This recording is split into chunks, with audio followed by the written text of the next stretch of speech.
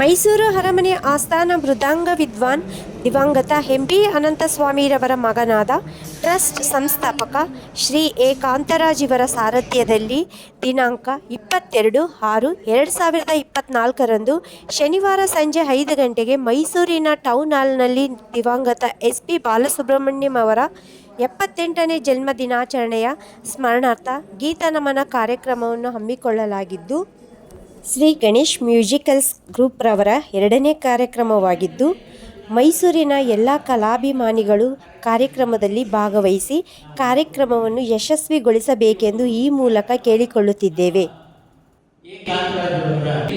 Junior Vishnuvardhan ಎಂದೇ ಪ್ರಸಿದ್ಧರಾದಂತಹ ಶಶಿಕುಮಾರ್ ಅವರು ಹಾಗೂ ಜೂನಿಯರ್ ಮಹಾರಾಷ್ಟ್ರ ಎಂದೇ ಪ್ರಸಿದ್ಧವಾದಂತಹ ಭವ್ಯರವರಿಂದ ನೃತ್ಯ ಕಾರ್ಯಕ್ರಮವನ್ನು ಸಹ ಏರ್ಪಡಿಸಲಾಗಿದೆ.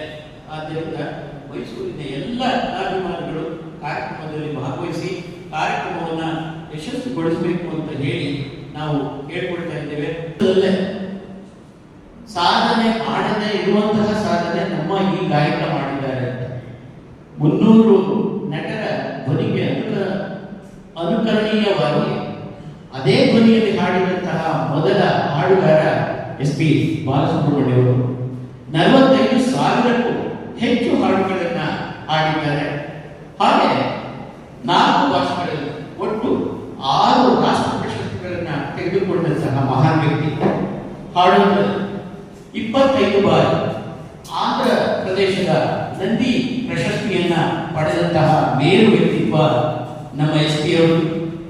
ಹಲವು ವಿಶ್ವವಿದ್ಯಾಲಯಗಳ ಡಾಕ್ಟರೇಟ್ಗಳು, ಸುಮಾರು ವಿಶ್ವವಿದ್ಯಾಲಯಗಳು ಅವರಿಗೆ ಡಾಕ್ಟರೇಟ್ ಅನ್ನ ಕೊಟ್ಟಿದೆ.